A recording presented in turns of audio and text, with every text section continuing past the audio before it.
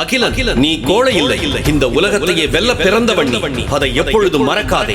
அந்த மர்மமான குரல் எதிரொலித்தவுடன் அகிலனின் இதயத்தில் திடீரென பயம் படர தொடங்கியது. அது தனது இறந்து போன தந்தையின் குரல் என்பதை உணர்ந்த அகிலன் உடனே தன் தந்தையிடம் பேசத் தொடங்கினான். அப்பா, நீங்க தானா? திரும்பி வந்துட்டீங்களா?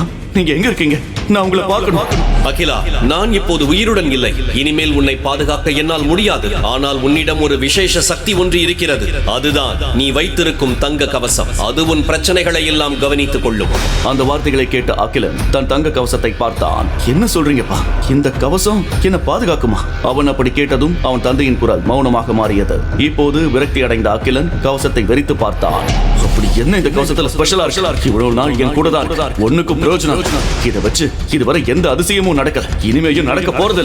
அகிலனின் விரல்கள் கவசத்தை தொட்டவுடன் அதன் மேற்பரப்பில் இருந்து ஒரு கண்மூடித்தனமான தங்க ஒளி வெடித்து முழு காட்டையும் அதன் பிரகாசத்தில் மூழ்கடித்தது.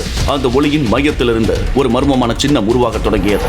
ஒளிரும் துடிக்கும் கவசம் பல நூற்றாண்டுகளாக தூங்கிக் கொண்டிருந்த ஒரு ரகசியத்தை திறந்து விட்டது போல. அகிலன் பின்வாங்கி கண்களை காத்துக் கொண்டான். இதயம் துடித்தது. ஏதோ பழமையான தெய்வீக தன்மையுடைய ஒளி அந்த கவசத்தை சுற்றி வர அந்த கவசம் பட்ட கணம் அங்கிருந்த மரம் அசைவுடன் உயிர் வந்ததைப் போல பேசத் தொடங்கியது. அது சாதாரண மரம் அல்ல, அவர்தான் முக்காலமும் உணர்ந்த ரைடன் நகரத்தின் சித்தர். முழு வீடியோவை பாக்கெட் FM தமிழ் யூடியூப் சேனலில் கண்டு மகிழுங்கள்.